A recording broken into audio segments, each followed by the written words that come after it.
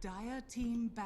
What's up, guys, and welcome back to the ProDota National Cup. It's going to be Game 1 between Team Turkey and team formerly known as Yugoslavia. I have to figure out some better way of saying that, but since we haven't, we're probably not going to by now. It's just going to be that. Either way, Turkey just getting done finishing up Bulgaria, I want to say, yesterday. It was, or like, not yesterday, the other day. Something along those lines, and yes, I am correct. It was a clean 2-0, and Turkey really just showed them up. So we'll see if they're able to repeat their performance right now. Taking a quick look at the Yugoslavia players, they're looking pretty strong. If you've stuck around the T2 scene at all, you should recognize every single one of these members. I think formerly My Insanity, at least, I mean, as recent as you can go back, when they're all playing at least kind of together. Mitch was on NLG playing the offlane. I don't know if he's still on NLG because I don't know what happened to NLG after Game Show. They still might just be together, in which case, yeah, Mitch is a solid offlaner. Pretty sick Darkseer. Unfortunately, not going to see that today. It's going to be banned out. Everyone else should be capable enough. So it should be a pretty close one. Best of 3. I'm Mikelorus. Going to be the only caster for today because all of the other casters are lazy bums and have decided not to join me. So you guys can go and riot at them. So yeah, that's what you'll be doing. I'll be over here casting this game, and a very slow start at that, and looks like the bans are now through. Should be pretty much par for the course bans. That being said, this is going to leave Turkey with the option of grabbing a Shadow Fiend. No, it's going to be a Dazzle. Turkey's openings in their last series were kind of weird, or at least not super standard. By picking up the Dazzle, I mean, that's fine. It's Dazzle, he's good, but this also lets Team Yugoslavia grab the Shadow Fiend for themselves on the Radiant side with a Bane.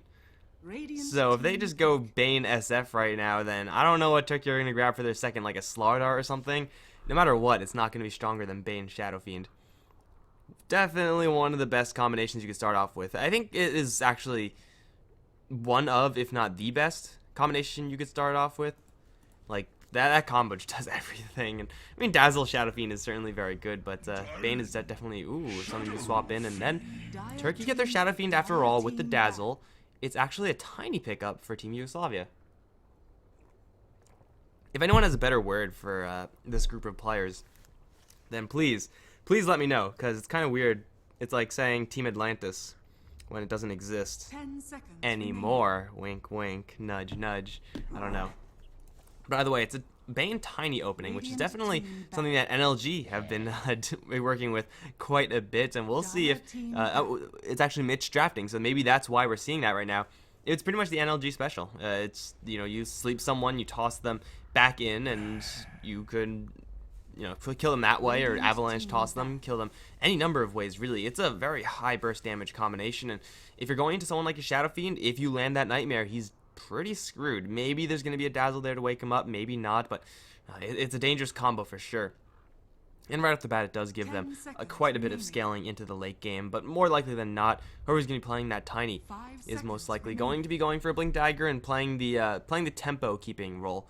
I would expect someone like a Gyrocopter or someone along those lines to be joining that tiny, as you don't really want to have a mid lane tiny be your only form of scaling right click damage.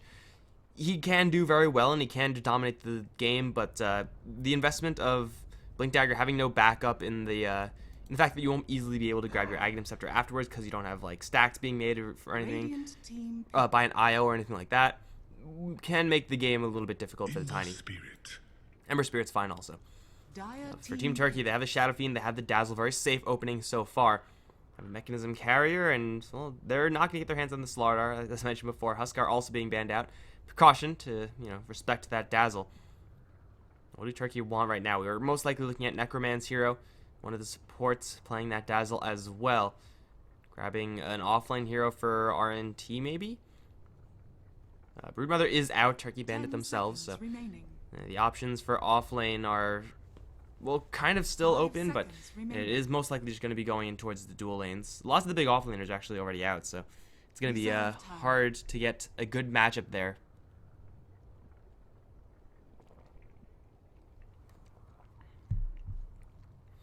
Alternatively, they could just like grab a Winter Wyvern or something like that.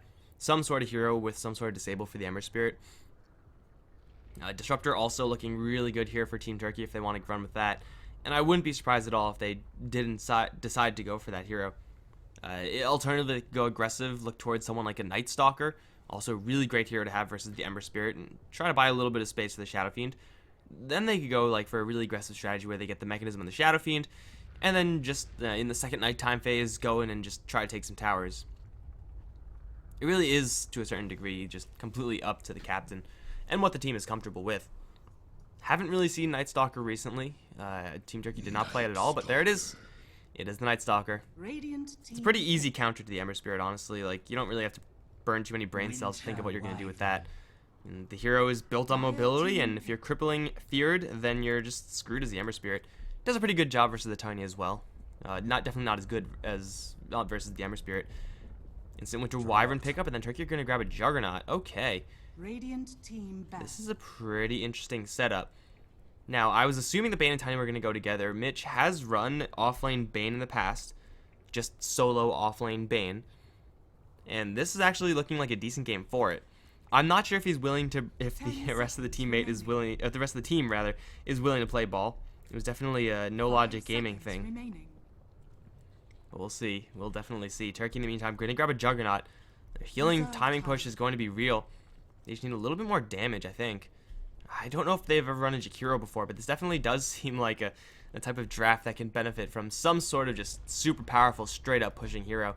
Because they have the sustain to back it up. They have the tower diving potential. That's what the Juggernaut and the Shadow Fiend give you. But they're really lacking that, really, really aggressive tower destruction power. I do feel like Jakiro is probably one of the few heroes that can get away with that. Trying to think of some other hero that they can grab. Well, Lich is going to be booted out. And Queen of Pain as well. Interesting to see the Queen of Pain ban out. Again, Mitch has run some weird things before as the offlaner for NLG. So if he switches things up, I wouldn't be too surprised, but that makes it very hard to draft against. I would expect the Tiny to be going towards the mid lane, like maybe by himself, maybe with that Bane. In which case, offlane selection. I don't know, get an Undying or something like that. 10 seconds remaining. It's probably not the best, actually. Probably not Undying. 5 seconds remaining. Yeah, the offlane selection looking pretty thin. Reserve time. As far as dual lanes are concerned, there's really... I guess you could run the Tiny Bane in the offlane. Get an Ember Spirit, like, with kind of Winter Wyvern dual lane, and then get, like, a Gyrocopter or something like that as the last pick. Seems kind of weird. Seems pretty greedy. Like, they very, very easily get run over with those types of heroes. And grabbing a Viper for the mid lane doesn't seem too terrible either. 10 seconds Just have, remaining. like, simple dual lanes in the side lanes. No big deal. Oh, boom, baby. Am I good or am I good? Come on, guys. Give it up. That was pretty sick. And it's Viper in the mid lane, most likely, and then we're just straight up dual lanes on the sides. Now, Bane Tiny definitely does have a lot of kill power. You can put those two in the off lane and do a decent job. And the Turkey heroes, as far as playing support, I mean, Dazzle is going to be helping the Shadow Fiend a little bit. Night Stalkers, of course, going to be playing aggressively, but I don't really know if they have enough diving power, because these heroes on the Yugoslavia side are very difficult to bring down. 10 seconds Viper, remaining. Tiny, there's so much threat involved here that if you try to go for them, and if you mess 5 up once, seconds remaining. you might just die. Especially if you're trying to dive tower or something like that as a Night Stalker. Things can get really bad really quickly.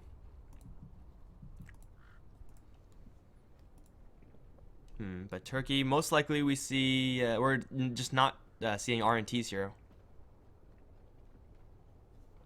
I want to say everyone else is accounted for. Get the offlane set for Turkey. With a Night Stalker, you would really want to have a Darkseer, but obviously that's not going to be happening. 10 seconds remaining. I don't know, probably not someone like a Clockwork. It's just too 5 risky. seconds Hookshotting into a remaining. Viper and a Tiny, no upside there. And it's just the Undying, as I said. And now Turkey do have the power to go very aggressive with these heroes. Undying Night Stalker is the threatening lane. Not the most dangerous lane that you could run that involves an Undying. And whoa, Dota lag, please. There we go. Not the most dangerous lane you could run with an Undying, but it definitely can get the job done if you're expecting a weaker lane. And if the lane is going to be Ember Spirit, Winter Wyvern, that is a very, very weak lane from Team Yugoslavia. They might just get completely run over. So much so, in fact, they might want to switch that up a little bit. Put the Ember Spirit over in mid, where he's going to still have a rough time versus the SF, but definitely have a much better time. And there we go, guys. We're in game 1. Turkey on the Dire, Yugoslavia on the Radiant. And we're going to be seeing who's going to be playing what. Necroman on the Shadow Fiend. Got Klazinki on the Juggernaut. Shoxing playing the Dazzle. MDL is on the Night Stalker. And that leaves RNT on the Undying.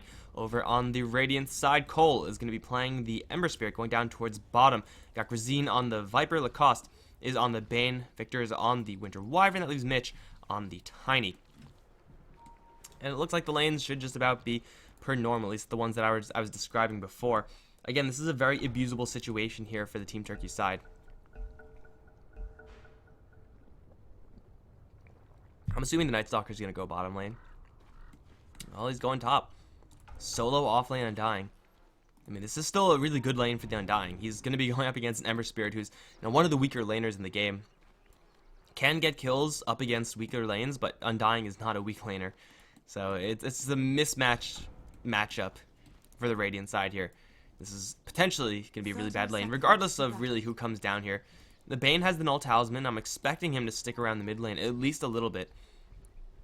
It might just be Grazine and Victor up towards top. Get the 2 flyers going. Look at these dragons and shit. How are you supposed to kill these?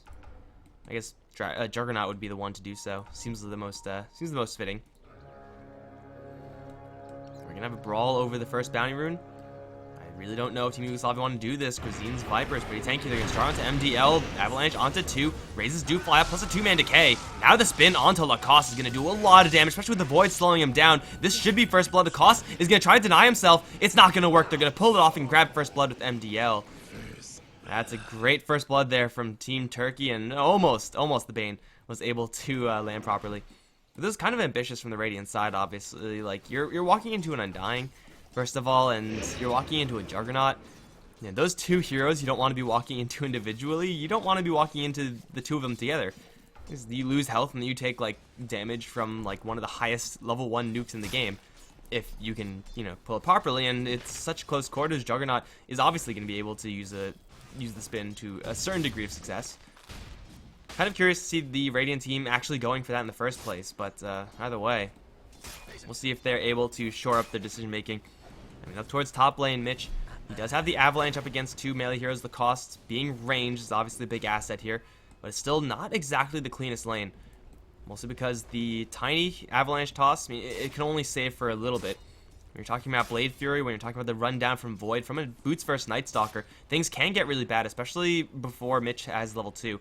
It's getting chipped down quite a bit. I mean, this isn't the most super effective harassment, but over towards mid lane, speaking of successful harassment, Necroman taking a lot of damage while doing the same to Grazine. Well, he is going to have a salve, and he will do just that. Almost the Shadow Fiend was able to get that kill. Gotta watch out for those raises. Also gotta watch out Shock. He is going to survive. One more right click's all they need, but they're not going to get it. He jukes into the tree line, and now Klazinki, with the spin, is going to grind down Mitch. Nothing the Bane can do here. That will be another kill for the Turkey side. 2 kills now. 1-0-1 on Klazinki, 1-0-1 on MDL as well. And that's the problem that I was just describing. You may be able to get a little bit of burst damage here and there, but if you can't insta-give your targets, you will have to face up against a lot of easy damage. Just a spin, and as long as Juggernaut has mana, he will probably take a little bit of time until he gets another spin. He will be just fine. Level 2 spin is in fact up. Oh, and Victor, 1 zombie's gonna stack up. He's gonna be forced to fly away. The zombies will still follow, but it should be fine. Over in mid lane, in the meantime, MDL has a DD rune. Grazine's in a lot of trouble, actually. 1 Void is going to land. Couple right clicks with the double damage. Night Stalker's hitting so hard. Necroman has a long range raise. That'll get the kill. 3-0 for Team Turkey. Even the Undying showing his face for reasons, but either way, it's top lane getting kills, keeping the Tiny off the creep wave. So far, this lane is going really well, though it can definitely take the turn for the worst. Why do casters consider Ember a weak laner? That is a very easy answer, because he actually doesn't do that much unless he has a lot of backup. Speaking of a lot of backup, the Dire have it in spades. Lacoste is going to get a brain sap off. Nightmare yourself? Nah, not this time, man. Another kill for Team Turkey. Ember is a weak laner because if you are by yourself, if you're up against an offensive dual lane of someone like a Night Stalker Undying, there's not much the Ember Spirit can actually do about that. And just going up against Undying in and of itself, usually not the best matchup for the Ember Spirit. Though this Undying has been playing very hands-off in the lane. I mean, he roamed all the way over here, dropped the Tombstone, wandered all the way over here, looking for assistance in mid. The fact that the Ember Spirit really has no way of returning fire, and the only ways he has of returning fire are very slow, because it's all damage over time, means that though he can do stuff like this, more often than not, if he's going to be aggressed upon, he's just not going to have any response. If you have like a Ember Spirit +1, like Ember Spirit Dazzle versus Undying +1, there's no chance for the Ember Spirit there. Necroman is going to get put to sleep. However, TPs are coming into the Dazzle. Grazine, he's going to take a lot of damage right now. Necroman does not have enough mana for another raise, which is unfortunate. Could have gotten a pretty easy kill there. But either way, it's still 4-0 and still Necroman. He's just menacing this mid lane. And Grazine's doing okay in the CS still, but he's burning through a hell of a lot of regen, forcing a lot of rotations towards Necroman. Necroman's just chilling.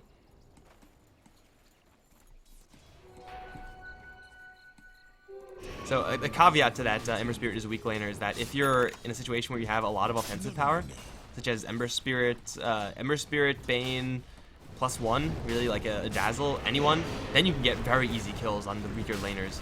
But RNT, he's going to take a lot of damage this time. 2v1, only level 3 Undying being kept off the wave so long, and he's going to drop. MDL's going to arrive. Void onto Victor right now. There's an Embrace.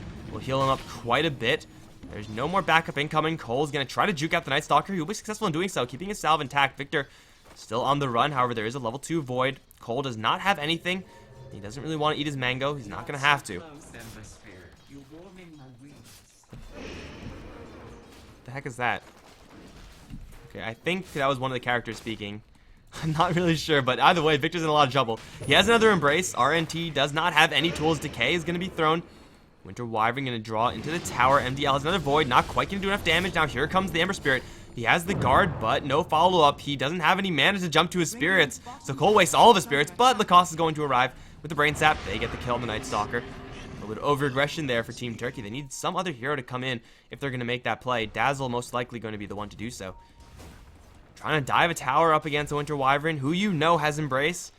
That was, again, kind of risky move. I can understand the thought process of, I have a Night Stalker, I'm going to try to beat your face in.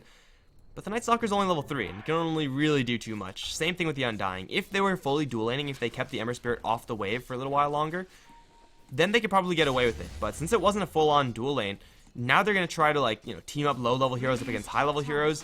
Not really sure if that's going to fly.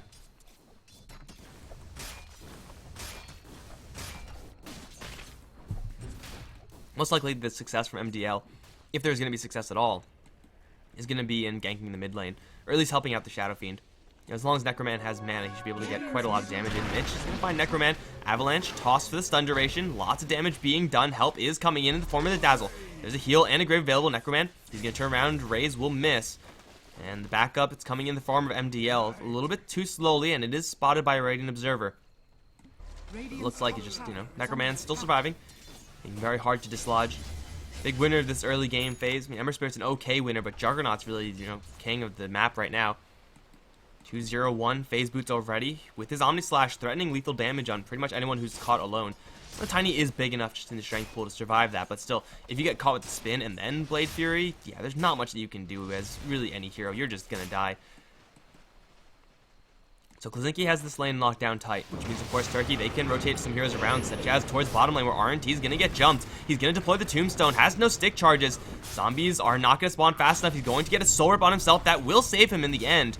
Tombstone still being destroyed right now. It is doing a lot of damage. Now here comes the Night Stalker. Cole's going to get embraced. There is enough mana for one more Decay. They do have another Void, but the chains are going to lock down MDL, and the Decay now at this point won't quite do enough damage. They Nightmare up RNT. Where's the backup here for Turkey? They're trying to do so much with only 2 underleveled heroes without any mana. MDL has another Void right now. They'll try to splinter over onto the Undying Brain Sap as well. Not going to do it. He needs the one to get. He needs the Mango. Someone needs to come in and help out this bottom lane for Turkey. They're missing out on so much. They're going to get the kill on the Tiny in the meantime, though, with the Juggernaut. Finally, Shock arrives, but Jesus, Shock, are you actually here in time? I don't think so. If he was here like 30 seconds ago, that would have been just a clean sweep for Team Turkey.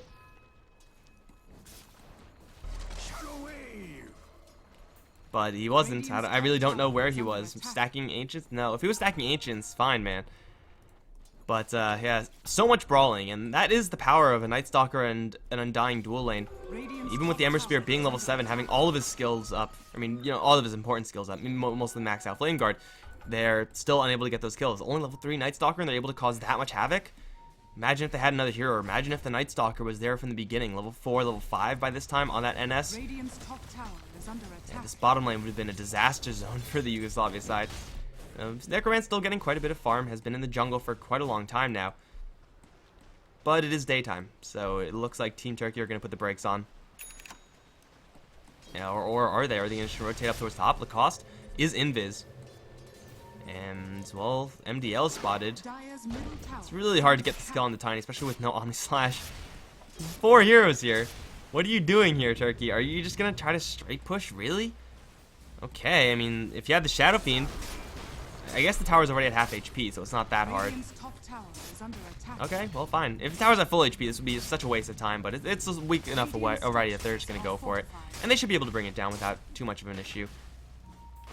Mitch may throw an avalanche, something like that, but if he gets too close, man, Omni Slash, not quite up yet still. By the way, tower down, boots up on Necroman, and should be a mechanism build here on the Shadow Fiend. Now, once he has that, he can join the fray and look to repeat what we just saw. Just Turkey wandering into these towers, destroying them without too much of an issue.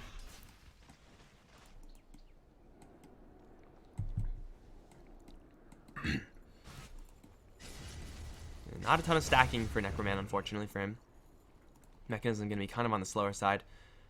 But doesn't matter, they already got a tower. And Klazinki is still farming up a storm. Perseverance into Battle Fury, most likely the build for him. Getting farm up an even bigger storm. Right now for Team Turkey, it's just, try to get some farm here and there. Try to get level 7 on the Undying for maxed out Tombstone. Got to get that duration up. And then once you get the mechanism up on the Shadow Fiend, hopefully by then, it'll be second nighttime phase, then they're going to be hitting their real timing. Because before all that, it was just, laning purposes. And Firefox crashed. Excellent day, even though I wasn't touching it at all. Thank you, Mozilla. You're a treat to everyone. Oh my god, hold on, guys. I had a lot of shit open up at the exact same time. So, I can't really see Jack right now. There we go. We should be fine. We should be fine. Hopefully nothing makes any noise. I had a couple things muted in the background. But if it does make noise, don't panic. Shadow Fiend not really getting enough farm to get towards his mech super quickly. And he's not even going to go for a mech. Is that that has to be a Sanjin Yasha first. That can't be a BKB first. It's, not the worst thing in the world. Cole is almost going to get jumped by Klazinki. He has an Omni Slash. Won't quite 100-0 the Ember Spirit, especially with the Spirit up already. If this ad starts playing noise, I'm going to lose it. I hate ads that play with sound, even though the stream is muted. They're Turkey. They're going to rotate down towards the bottom lane. This is, for the most part, known to Yugoslavia side. They're going to try to go for the Shadow Fiend Illusions. Get them! Oh, the Shadow Fiend Illusions. They're so strong. You can't kill them. They can't be destroyed. They're destroyed. Bottom lane tower is going to be pushed, though. Necroman with quite a bit of damage. He's the siege engine that Turkey were missing up on top. Are they going to keep going, however? No, they're going to make a defense. Undying is not level 7 just yet. TP coming in. It's the Dazzle. Looks like he's not going to get an avalanche toss. At least not yet. There's enough mana for the Tiny right now. But the defense here from Turkey is quite substantial. Each of these heroes can protect one another pretty easily. We got heals in the Undying, heals in the Dazzle. Of course, Graves there as well. And Night Stalker, though he may not have a heal necessarily, does have the Crippling Fear, which can jam up a combo very easily if you get Avalanche from long range, see Tiny moving in, just silence him and you're good to go. Even if it's daytime. But it's not going to be daytime for much longer. Turkey are hitting their stride, and it is going to be Sanj for the Shadow Fiend. Alright. Not sure if I like this over the mechanism build. I guess they're figuring we have Healing Ward, we don't really need mech. But either way, it is going to be a lot of bulk for the Shadow Fiend. We've been doing some serious damage. I guess they already have enough heal. Do you ever have enough heal, though? I don't think you do. No such thing as too much healing. Until there's an Ancient Apparition on the other end, then there might be such a thing. Easy towers for Turkey. Time to go into Roche. Now, this is really where they want their mech. Like, if you're expecting a team fight and you don't have a mechanism, I guess the other team isn't going to be getting a mech anytime soon either. Although Viper may be going towards his a little bit sooner than I thought. Chainmail right now. Kind of pales in comparison. It seems to be Sanj and Necroman. This isn't going to be the fastest Roche of all time, yet the upside of having an Undying with Tombstone, which he already deploys. Ooh, this is a really greedy attempt from Turkey. They want to get in and get out ASAP. And it seems like the Radiant side are kind of going to be forced to let this happen. Mostly because they're way too far away to do anything about it. Because Roshan is already dead. They had no Healing Ward there. They have only level 1 Presence of the Dark Lord. That's the Sanj completed for the SF. Oh, and a lot more as well. Buckler onto RNT. Oh, he's going to go for a mech. Okay. At least someone gets a mech. Would be expected if that was... Oh, Lacoste, Void. Oh! Almost. Cast the stupid Void, Night Stalker. Don't flap your wings. Yeah, usually it's the Darkseer to get the mechanism on the offlane. Although Undying definitely can do it. Undying's farm is a little bit more variable than the Darkseer's. So it's like it's a little bit more of a guessing game as to when he's going to get that item. But certainly Undying with the mechanism is a potent threat. Necroman's going to find Grazine right now. Long range Ray's going to connect. Not quite enough damage. It's tier 1 in the top lane. Does get destroyed by the Tiny. But Turkey can keep going down towards bottom. I mean, they only have a level 1 healing ward right now, which is a little bit weird. Some stats mixed in for this Juggernaut's build. Yeah, 3-point stats? Sure, why not? Gotta get that bulk, man. Would have liked to see, like, you know, a couple points in these things. I feel like stats are good, but if you have so much farm, you don't really need the stats. You can just get this, the healing ward, and then it's not something you can replicate with farm. By the way, tower down, and same thing as last time. A minor push attempt over in mid. Not going to be up by anything, and oh god, are they going to go for high ground? That is super ambitious here from Team Turkey, and it's going to be at a poor time as well, because Tiny just grabs his Blink Dagger. They're going to positively weave up. There's a lot of bulk here on the Team Turkey side, and now the Battering Ram is going to commence. I've seen stronger Battering Rams in the past, but Viper's ultimate gets pulled out. There's a very long cooldown for what he needs right now, and it's not going to do that much damage up against MDL. Tombstone gets deployed right now. No one's on top of it to destroy it. More heals are going to fly. Battle Fury now picked up by Kozinki. Are they really going to do this? If they take Raxus here, that's just pretty much game. Healing Ward is going to time out, however. Shock only has level 3 heal. Toss in on a zombie. That did a lot of damage for a small zombie like that. But melee Raxus is going to be sieged down. Necroman's doing all the damage. They still have the Aegis. I think they need a little bit more time to back off and try to fill the tanks a little bit. Another Weave is going to be thrown in. Dazzle has quite a lot of mana. They have 2 Arcane Boots as well. Yeah, but they need another Healing Ward. Either that, or, you know, 2 levels of Healing Ward would have done it also. But they walk in, take a tier 3 tower. As long as they don't take a Disastrous Fight, they should be fine. It's only 15 minutes in, but I feel like I have to look at this. Are there any buybacks? No, only on the Dire side. They have no Flesh Golem for 20 seconds. But they're running out of nighttime right now. It's only 20 seconds left for that. They could blow up a creep wave like nobody's business. Easy gold. And it seems like someone, Undying, wants to back off. MDL is 2 experience away from level 6. And usually you don't get darkness at level 6, but oh, they're going to anticipate the wraparound. There's an Observer Ward placed by the Radiant. It's going to be MDL to take the brunt of it. Dazzle's well positioned. They see Mitch right now. He has a Blink Dagger. He's going to jump right into the middle of things. He's going to get Omni Slash straight away, however, and instantly dead. MDL's going to take a lot of damage. Put the curse onto RNT, but this is a Undying we're talking about with the Healing Ward there. He's going to get a Decay off and will be just fine. Requiem is going to fly out. Grazine's going to get blended. Lacoste's going to try to teleport out. He'll make it out alive. That's a 3-0. That's just game. There's tier 2 towers in the mid lane and up towards the top, but they don't care. They've taken Raxus 16 minutes in. You lose a lane of Raxus 60 minutes in, and there's really no coming back from that. Okay, man. I mean, sure, why play Dota when you could just, you know, claim a win and then just leave, and then you could go, you know, play pubs or something like that, right? How the hell are the Radiant side supposed to defend up against super creeps when Turkey are still on the warpath? Nightstalker has not grabbed level 6 in Darkness, so that does indicate that Turkey want to slow down at least a little bit. No stack to take, but man, that is just backbreaking. 10k lead, 17 minutes in the game. Helm of the Dominator, SNY, and Shadow Fiend. What does Kozinki have? What do you have, man? Battle Fury, 2,000 gold. You can get a Blink Dagger and then be super aggressive as the Juggernaut, but really, you have 2,000 gold. You can actually get anything. Mechanism, Arcane Boots everywhere. Courier has a Medallion for the Dazzle. Yeah, it's looking real bad. And Necroman still has Aegis time left. Like, that's the worst part, which means these tier 2 towers, you know, one is probably going to fall with the Aegis push. The second one probably will fall without Aegis on Necroman. Doesn't matter, man. Like, nice Splinter Blast, bro. Didn't do any damage. You cannot Avalanche Toss an Undying and get the kill, nor can you do that to the Night Stalker. You have to go for Shock every time. But Mitch is spotted right now, and his Blink Dagger's gonna get canceled. He'll toss the Night Stalker back towards his team, but it doesn't matter. The tower's already down. Now, I did not expect Turkey to be this successful with their push. I knew that they were going to push towers. I said to you guys they were going to push towers. But Raxus, 17 minutes in? Yeah, I would not have expected that unless the early game went a lot better than it did. It was fine. Well, not anything wrong with the Turkey early game. In fact, it was quite good, but you know, they didn't stomp everyone. But the end result, man, the end result speaks for itself. It's almost a mech on Grazine. That's not good. That's not good when the Undying has Mechanism and Arcane Boots and another 1,000 gold to boot.